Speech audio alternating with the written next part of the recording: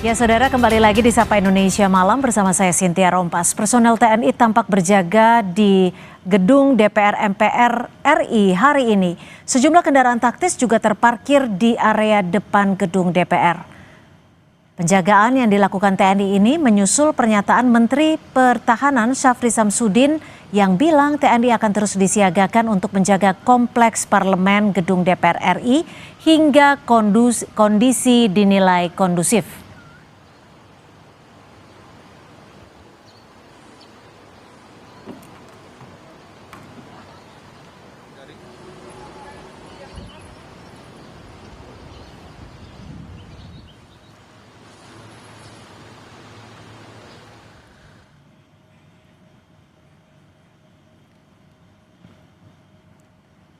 Ketua Umum YLBHI Muhammad Isnur mengkritik Menhan yang menempatkan anggota TNI untuk menjaga gedung DPR RI.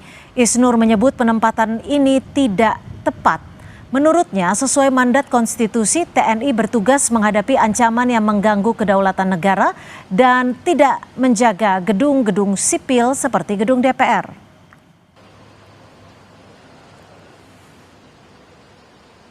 Sesuai dengan mandat Undang-Undang TNI, Undang-Undang Pertahanan, Konstitusi, TNI bertugas untuk menjaga atau mengurus pertahanan yang mengancam kedaulatan negara. Tidak menjaga gedung-gedung sipil seperti DPR dan MPR dan DPD. Justru ketika TNI di sana, tujuannya untuk apa? Apakah menganggap masyarakat yang datang ke DPR itu sebagai ancaman kedaulatan? Justru ini adalah salah, keliru. Jaga simbol kedaulatan negara. Sebelumnya, Saudara Menteri Pertahanan Syafri Samsudin menegaskan TNI akan terus disiagakan untuk menjaga kompleks parlemen, gedung DPR MPR RI hingga kondisi dinilai kondusif. Menurutnya penjagaan ini ialah simbol kedaulatan negara. Penjagaan pun akan terus dilakukan prajurit TNI hingga kondisi dinilai kondusif.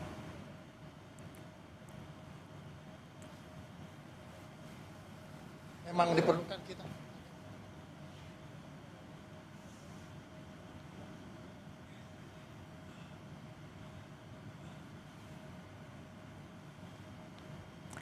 Dan saudara, prajurit TNI dilibatkan dalam pengamanan gedung DPR MPR RI. Kelompok masyarakat sipil menganggap pelibatan itu tidak sejalan dengan prinsip profesionalisme tentara. Kita akan bahas bersama Kepala Badan Intelijen Strategis TNI 2011 hingga 2013, Soleman Ponto, dan juga pengamat militer sekaligus Ketua Badan Pekerja Sentra Inisiatif Al-Araf, dan juga Syarif Hasan sudah bergabung bersama kami di sambungan Zoom. Tapi sebelum kita memulai dialog, kita akan dengarkan pernyataan dari Menhan. TNI akan menjaga simbol kedaulatan negara di DPR. Jadi saya sudah menyetujui dan Panglima akan menindaklanjuti bersama para kepala staf bahwa instalasi DPR akan dijaga oleh TNI. Sampai dengan tadi katanya kondusif, ya, lebih kondusif lagi. Jadi artinya saat ini masih belum kondusif ya Pak? Ya, terserah penilaian situasi. Kalau memang diperlukan kita harus ada di tengah-tengah rakyat.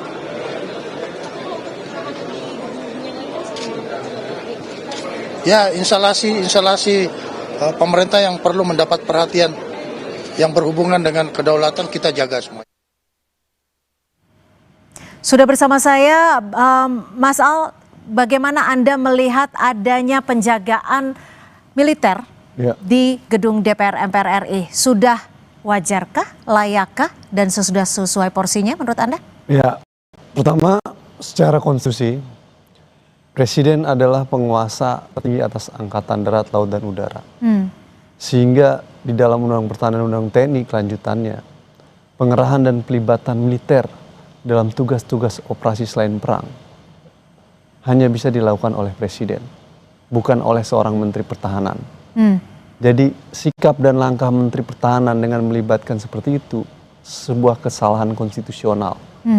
Dalam konteks itu Presiden harus segera mengkoreksi Menteri Pertahanan atas langkah dan sikap pengerahan TNI. Menteri Pertahanan yang membuat kebijakan pertahanan tidak dalam konteks pengerahan dan penggunaan kekuatan TNI. Oke. Jadi secara hukum dan undang-undang Konstitusionalnya ya? konstitusional salah. Yang kedua adalah fungsi utama TNI adalah sebagai alat pertahanan negara. Tugas-tugas dia adalah menghadapi kemungkinan ancaman perang. Karena militer dilatih dan dididik untuk persiapan perang. Tugas-tugas non pertahanan atau selain perang itu sifatnya hanya membantu. Jika dan kalau kapasitas pemerintahan sipil tidak bisa mengatasi situasi dan kondisi lagi. Dalam konteks ini salah satunya adalah kepolisian. Ya. Dalam situasi kekinian, kapasitas sipil masih bisa mengatasi situasi dan kondisi. Karena tidak ada situasi yang emergensi dalam situasi hari ini. Dalam kondisi normal hari ini. Oke. Dan kapasitas sipil dalam kepolisian pun tidak meminta perbantuan itu dalam konteks kepada Jadi presiden. menurut Anda ini suatu hal Jadi yang berlebihan? Sesuatu hal yang berlebihan. Karena dalam situasi normal seperti ini, militer seharusnya tidak masuk menjaga wilayah itu. Yang ketiga adalah, ini tidak sejalan dengan suara rakyat gitu ya. Oke. Masyarakat menginginkan dengan agenda 17+8 militer ditarik Ke barat. dari wilayah sipil dan kembali ke barat karena menurut masyarakat ini situasinya normal dalam situasi normal gitu. Oke. Dengan melibatkan militer berada di gedung DPR itu sama saja meletakkan bahwa masyarakat yang melakukan demonstrasi adalah sebagai ancaman gitu. Iya. Padahal masyarakat adalah bagian dari rakyat yang Ya. ingin berpartisipasi dalam demokrasi. bukan Hanya ingin sebagai berkomunikasi ancaman. kepada perwakilannya di Betul. kursi DPR MPR. Ini semakin memperburuk situasi Oke, politik. ditahan sampai di situ, Bang Al. Saya juga akan mencoba ke Pak Soleman. Pak Soleman, sebenarnya ancamannya realnya seperti apa sih sampai harus menempatkan militer di gedung parlemen? Ancaman realnya apa? Yang jelas yang tahu ancaman real itu intelijen. Oke. Pasti itu ada berita intelijen yang masuk bahwa ada ancaman. Sehingga diperlukanlah itu. Tadi kan Pak Safri jelas itu. Itu lambang-lambang kedaulatan. Karena salah satu tugas TNI itu adalah menegakkan kedaulatan, menjaga keutuhan wilayah, melindungi segenap bangsa. Itu tugasnya.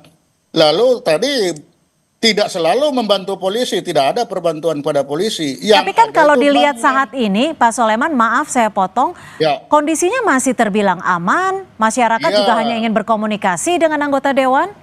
Gini, itu untuk mata masyarakat sipil aman, untuk mata intelijen kan beda.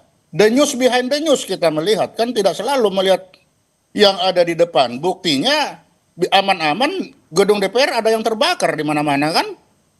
Nah kan itu, jadi kita tidak bisa selalu melihat aman-aman di permukaan.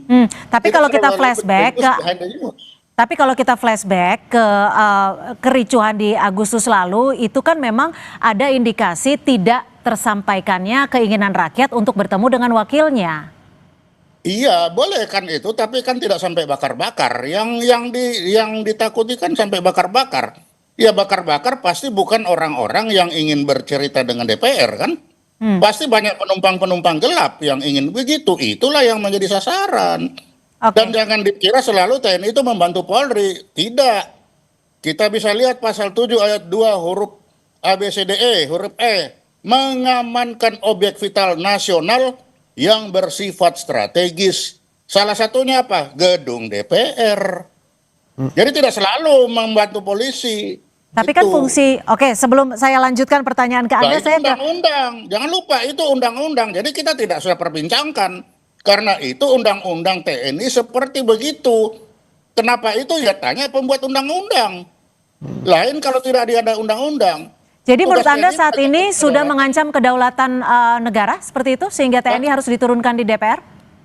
Kan bukan kedaulatan negara, lambang-lambang kedaulatan itu kan juga kedaulatan. Coba baca, apa yang disebut menegakkan kedaulatan? Menjaga pemerintah supaya bisa aman dan tentram melaksanakan tugasnya. Tidak selalu kedaulatan itu langsung ada tembak-tembakan, tidak selalu begitu. Itu kan makanya dibaca di belakangnya itu apa isinya. Itu Oke. ada tulisannya. Baik, sebelum saya ke Pak Syarif Hasan, Anda sepakat? Bang Ya, Al? gini, Undang-Undang TNI nomor 3 2025 hasil revisi itu menjelaskan tugas TNI adalah untuk operasi perang, pasal 7 ayat 2, dan operasi untuk selain perang. Salah satu operasi selain perangnya adalah mengamankan objek vital strategis. Tapi harus dilihat bahwa di aturan berikutnya akan diatur lebih lanjut melalui peraturan pemerintah. Nah sampai sekarang peraturan pemerintah tidak ada. Maka basis kita balik kepada konstitusi hanya bisa dilakukan jika ada keputusan presiden. Karena presidenlah yang memiliki kekuatan atas angkatan laut dan angkatan darat dan angkatan udara. Jadi nggak bisa seorang menteri pertahanan melibatkan militer dalam menjaga objek vital. Itu sesuatu yang salah dan keliru. Jadi gitu. artinya ordernya harus langsung by dari presiden. RI 1. Iya, harus by Oke. presiden, bukan oleh seorang menteri pertahanan. Itu kesalahan dalam konteks ini, dalam membaca pasal 7 dan konstitusi ya. Yang kedua adalah yang lebih penting harus dipahami, ini rumah rakyat. Gedung Perwakilan DPR itu rakyat. rumah rakyat. Anggota DPR itu dipilih oleh rakyat. Sehingga dia harusnya dibuka ruang sebesar mungkin buat rakyat menyampaikan partisipasinya. Bukan ditutup pembatasan kebebasan dengan beragam pengamanan yang berlapis-lapis. Oke. Mulai dari satpam, kepolisian ditambah lagi dengan TNI. Itu poin utamanya yang harus dilihat gitu. Ini wakil rakyat, rumah rakyat, dan dalam situasi kondisi sekarang, apa yang disampaikan oleh masyarakat di depan DPR dalam situasi-situasi normal saja gitu loh. Dalam konteks itu kalau ada informasi intelijen dalam konteks pengamanan, maka informasi intelijen itu harus dilihat dalam tahapan eskalasinya sampai level mana kemudian militer akan dilibatkan, dan lagi-lagi otoritasnya hanya presiden. Oke. Ini kan tidak dilakukan oleh Menteri Pertahanan. Di situ menjadi kesalahan. Atau mungkin sebenarnya ada mandat khusus dari RI 1 ke Menhan? Oh, tidak bisa dalam konteks pelibatan dan penggunaan dalam situasi seperti ini untuk pengerahan militer hanya bisa disampaikan oleh presiden, Oke. bukan seorang Menteri Pertahanan. Ya, Pak Syarif, berdasarkan pengalaman Anda, ini kan penjagaan militer di gedung Dewan disebutkan sampai kondisi kondusif agar wakil rakyat bisa bekerja dengan tenang. Berdasarkan pengalaman Anda, apakah dengan kondisi yang saat ini terjadi, khususnya di Jakarta dan juga sejumlah daerah, diperlukan pengamanan dari militer? Iya, pengamanan dari militer itu kan ada tentu rambu-rambu yang masuk kepada pemerintah dalam hal ini bagaimana untuk menjaga institusi yang vital dari pemerintah, khususnya dari anggota, termasuk dalamnya di anggota DPR. Karena anggota DPR ini kan sudah, sekalipun mereka itu adalah wakil rakyat, tetapi secara undang-undang mereka adalah bagian daripada konstitusi negara, sehingga pemerintah dan negara dalam hal ini wajib untuk melindungi apabila ada indikasi yang ditengarai akan merusak ataupun mengganggu ataupun artinya mengganggu keselamatan mereka, kan mereka juga warga negara. Dan Perlindungannya itu semuanya, harus dari militer seperti itu, Pak Syarif? dan memang undang-undang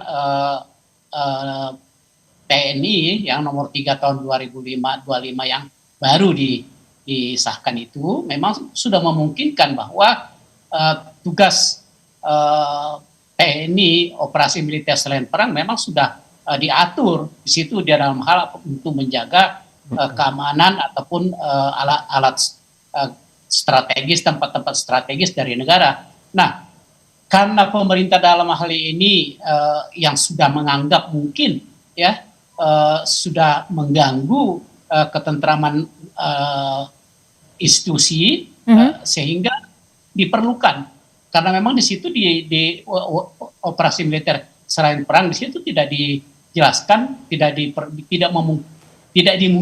perlu bahwa itu tidak memungkinkan untuk tidak memakai pertimbangan politik. Nah, jadi dalam hal ini sah-sah saja ya kalau ada pengerahan TNI di situ, dan itu adalah untuk menjaga institusi kita, menjaga rakyat kita yang sedang melakukan tugas-tugasnya, dan itu adalah menurut kami, dari kami itu adalah sesuatu hal yang sah menurut undang-undang yang baru disahkan tersebut. Jadi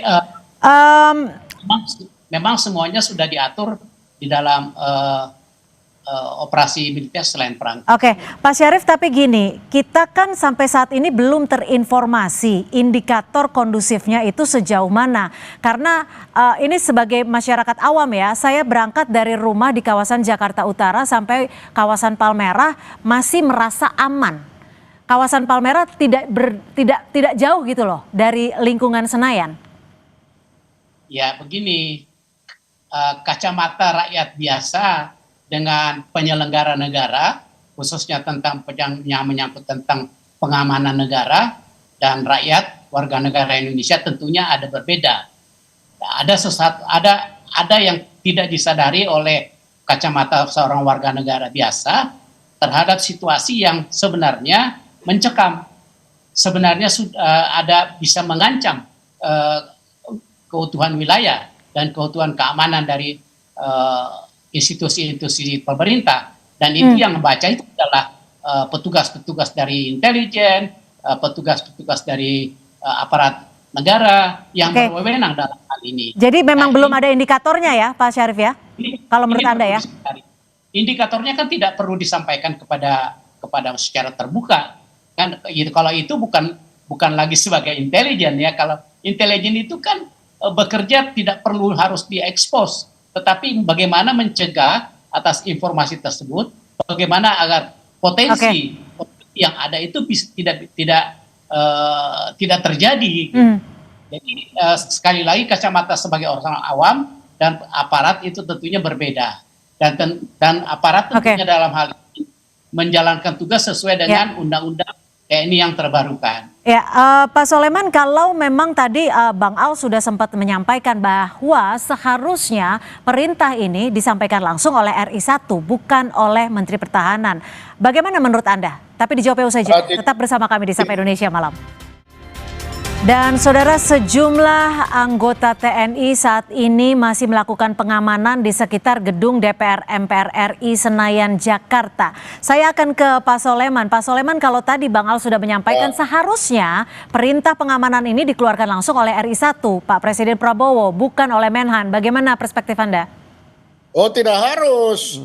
Itu kan ada di ayat 3 diatur bahwa pengerahan TNI itu berdasarkan kebijakan dan keputusan politik negara. Nah, kebijakan dan keputusan politik negara itu diambil oleh pemerintah dan DPR. Nah, saat ini Menko Polkam kan ad interimnya Menhan. Jadi tidak salah Menhan menyampaikan itu sudah bersama-sama pasti dengan DPR. Jadi secara penyampaian itu sudah tidak ada masalah di situ. Dalam keadaan darurat, ya itu tadi, kalau dalam keadaan darurat baru presiden itu mengerahkan langsung. Ya berarti sekarang belum dalam keadaan darurat dong Pak Soleman. Ya iya. Kondusif dong. Makanya kalau belum keadaan darurat, penempatannya itu berdasarkan kebijakan dan keputusan politik negara. Yaitu putusan antara pemerintah dan DPR. Mereka artinya ada request khusus begitu dari DPR? Untuk dilakukan pengamanan? Pasti ada. Makanya pemerintah dan DPR meeting, hasilnya namanya kebijakan dan keputusan politik negara. Itu kalau seperti sekarang. Tapi kalau tiba-tiba, tidak sempat, baru seperti yang dikatakan Pak Laraf tadi, presiden dapat mengerahkan dalam 2 kali 24 jam harus laporan lagi kepada DPR. Belum selesai ini, bagaimana? Saya lanjut atau tidak? Nah itu. Pertama, jadi ada itu. Saya rasa Pak Sulaiman Ponto ini membaca Undang-Undang TNI yang lama. Ini Undang TNI 34 2004. Di mana pasal 7 ayat 3 menyebutkan harus mulai kebijakan keputusan politik negara. Yang dimaksud itu adalah keputusan presiden dengan pertimbangan DPR. Dijelaskan di dalam pasal 7 Undang-Undang TNI yang lama. Kalau yang sayangnya di Undang-Undang yang baru, tadi dulu Pak, di Undang-Undang yang baru pasal 7 ayat 3 itu udah dihapus. Jadi yang dimaksud Pak Sulaiman Ponto tentang keputusan politik negara itu udah dihapus. Pak Syarif juga tahu itu udah nggak ada. Maka di pasal 7 ayat 3 yang baru akan diatur melalui peraturan pemerintah. Itu yang disebut dengan rule of engagement-nya. Jadi disampaikan Pak Sulaiman Ponto itu di undang-undang yang lama, di undang-undang yang baru udah nggak ada mekanisme kebijakan politik negara. Jadi strukturnya, requestnya. Bukan, nanti dulu saya bilang, saya mau mengkoreksi dulu yang disampaikan Pak Sulaiman Ponto itu di undang-undang TNI yang lama, di undang-undang TNI yang baru udah nggak ada. Jadi salah mengutip itu. Satu. Yang kedua, akan diatur oleh PP. PP-nya belum dibuat oleh pemerintah. Maka kalau PP belum dibuat, kita ngelihat kemana secara aturan hukum. Bukan saya dosen hukum. Maka balik ke konstitusi dan Undang-Undang 3 2002. Yang menyebutkan bahwa presiden penguasa kekuasaan atas angkatan darat, laut, dan udara. Sehingga pengerahan kekuatan semua angkatan darat untuk tugas perang dan non-perang. Itu hanya ada di presiden. Itu bukan di Menteri Pertahanan. Di Undang-Undang 3 2002 tentang pertahanan negara, tugas Menteri Pertahanan hanya membuat kebijakan pertahanan negara, tidak mengerahkan kekuatan militer. Jadi itu jelas gitu. Jadi saya ingin katakan kutipan yang disampaikan tadi itu di undang-undang lama dan keliru. Kedua, saya ingin tekankan apa yang saya Pak Sarif ya. Justru saya ingin bilang ke Pak Prabowo, situasi dan kondisi ini memperburuk citra dan kredibilitas beliau. Kenapa demikian? Pemerintah sedang membangun apa yang disebut dengan politik of fear tuh. Politik ketakutan pada masyarakat dengan melakukan sekuritisasi isu, di mana semua isu sosial politik ditarik ke dalam isu keamanan nasional yang biasanya mengedepankan pembatasan terhadap kebebasan dan melimitasi ruang-ruang kebebasan, sehingga aspirasi masyarakat di dalam ruang gedung DPR dianggap sebagai ancaman, maka pengerahan kekuatan militer dilibatkan. Politik of fear ini terjadi hari ini dan itu sesuatu yang buruk dalam kehidupan demokrasi parlementer. Wakil rakyat harusnya tidak menyetujui langkah politik ketakutan tadi itu. Situasi normal ini dibangun dalam kerangka demokrasi dan kebebasan. Biarkan norma-norma aktor keamanan bekerja. Ada pengamanan di DPR, ada kepolisian, cukup di level itu. Karena dinamikanya sebatas itu. Kalau ada situasi genting dan situasi tertentu, menurut informasi intelijen, hanya presiden yang boleh mengerahkan. Anda ingin menanggapi Pak Soleman terkait perintahnya seharusnya dari RI 1. Dan peraturannya, mic Anda, audio Anda masih tertutup, mohon maaf. Oke, jadi nah sekarang ya boleh? Silakan. Silakan. Oke, jadi kalau betul itu sudah tidak ada. Nah saya kasih tahu doktrin ya, ini doktrin di militer. Kalau yang lama sudah hilang, yang baru belum ada, kita kembali yang lama. Karena kita tidak bisa menunggu. Nanti nunggu-nunggu tunggu berkelamaan, jadi kita pakai yang lama. Masa kita mau turun nanti sudah terjadi sesuatu? Jadi kalau enggak ada, ya sudah yang lama pakai dulu. Mau benar apa tadi, itu urusan nanti itu. Tapi yang penting ini sudah dijalankan, kan itu dulu. Ya mungkin undang-undang yang dirubah. Kita bicara, mengapa harus kita juga harus menjamin ketakutan para anggota DPR ada yang di dalam. Kenapa? Fakta membuktikan, dibiarin begitu, bakar-bakaran ujungnya. Makassar, berapa anggota DPR itu yang mati? Jadi bukan kita itu bukan semena-mena langsung memutuskan, tidak. Pak Soleman, berarti teman-teman di anggota DPR sempat menginformasikan bahwa takut ya? Seperti yang Anda sebutkan tadi. Kita bisa merasakan, Pak Sarif bilang, ngapain kita kasih tahu? Kalau kasih tahu, tetapi kan itu tadi, kita harus menjamin. DPR itu bukan bangunan asal bangunan, satu itu lambang kedaulatan. Jadi bukan asal bangunan, dan di situ masuk dalam kriteria objek vital bersifat strategis. Ya, ya kan itu. Jadi jangan melihat dari kebebasan lalu sebebas-bebasnya. Fakta membuktikan kebebasan menghasilkan kehancuran.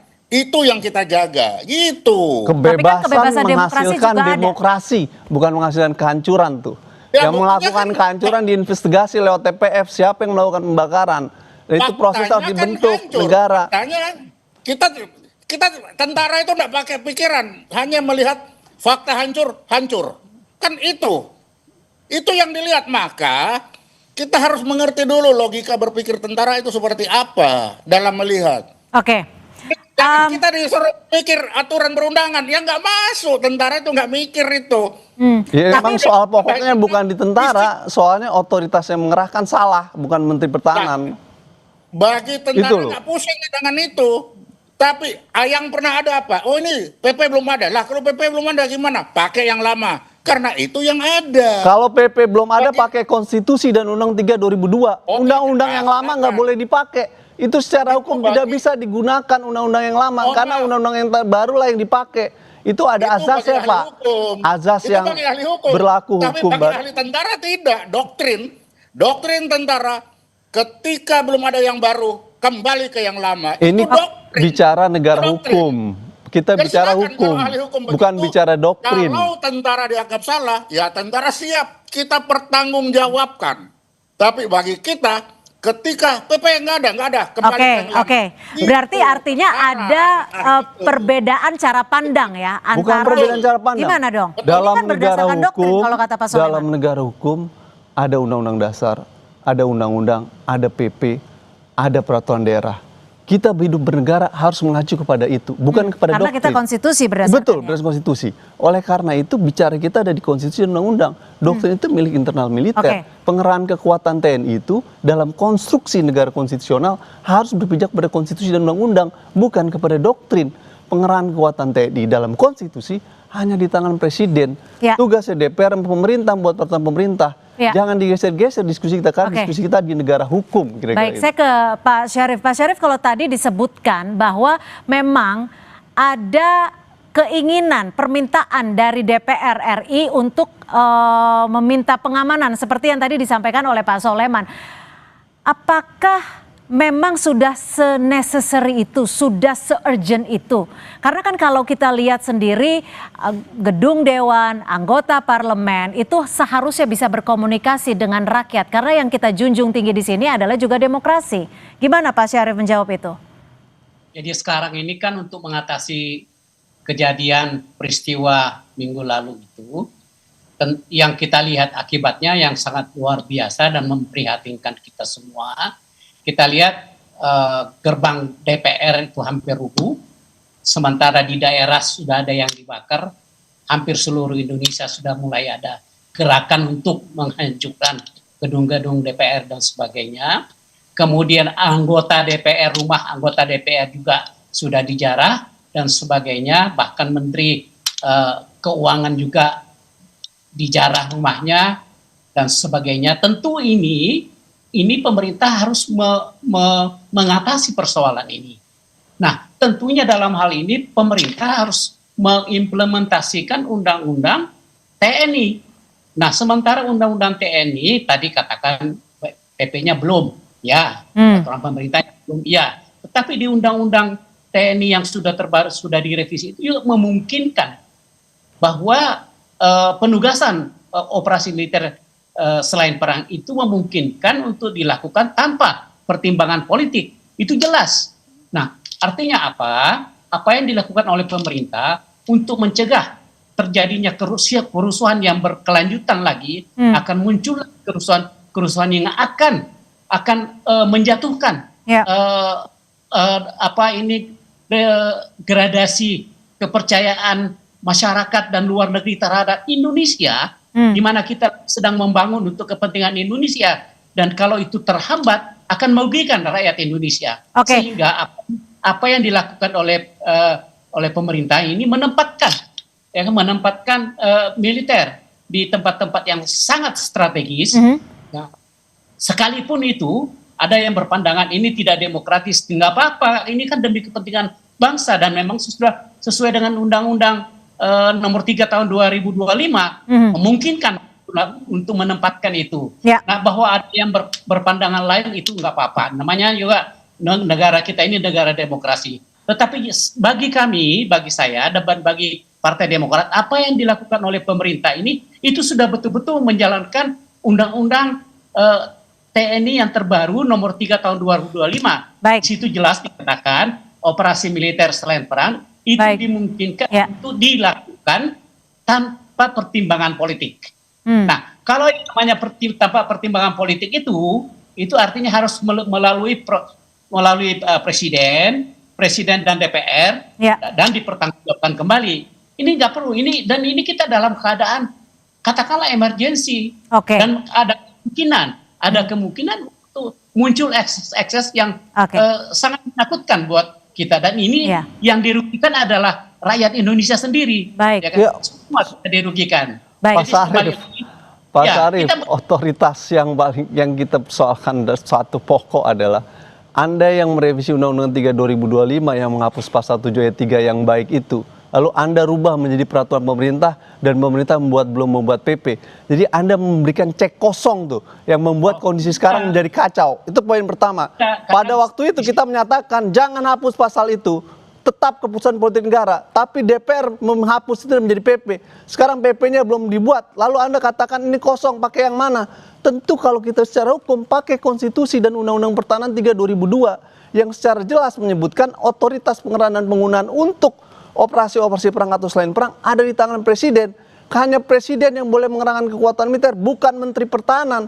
Saya rasa sebagai anggota Komisi 1 Anda sangat memahami bahwa Menteri Pertahanan tugasnya buat kebijakan pertahanan. Tugas presiden lah yang menggunakan pengurangan kekuatan TNI. Tidak ada yang melarang pelibatan militer dalam konteks operasi selain perang. Otoritas yang mengerahkan itu yang salah dan keliru, bukan Menteri Pertahanan. Gitu kira-kira kalau kita membaca logika konstitusionalnya, harusnya di presiden. Jadi saya ingin katakan, kekacauan situasi hari ini itu karena Anda membangun cek kosong di dalam Undang-Undang TNI yang tadinya indah dan bagus di Undang-Undang 34 2004 sebagaimana disampaikan Pak Sulaiman Ponto, harusnya melalui keputusan politik negara, tapi Anda hapus dan diserahkan kepada presiden aturan lainnya untuk melalui peraturan pemerintah. Sementara peraturan pemerintah sampai sekarang belum dibuat PP-nya. Itu yang kita kan sebagai cek kosong. Tapi dalam logika hukum, ketika ada situasi kekosongan hukum seperti itu, mana yang digunakan? Konstitusi balik lagi bahwa presiden adalah penguasa atas angkatan darat dan udara, sehingga hanya presiden yang boleh mengerahkan, bukan Menteri Pertahanan. Itu Mas. Pak Soleman ingin menanggapi? Jadi kalau tadi Pak Laraf betul menghadapi dari ilmu hukum, ya memang seperti itu. Tapi TNI itu menghadapi dari doktrin. Doktrin TNI itu tadi, ketika tidak ada yang baru kita pakai yang lama. Itu doktrin.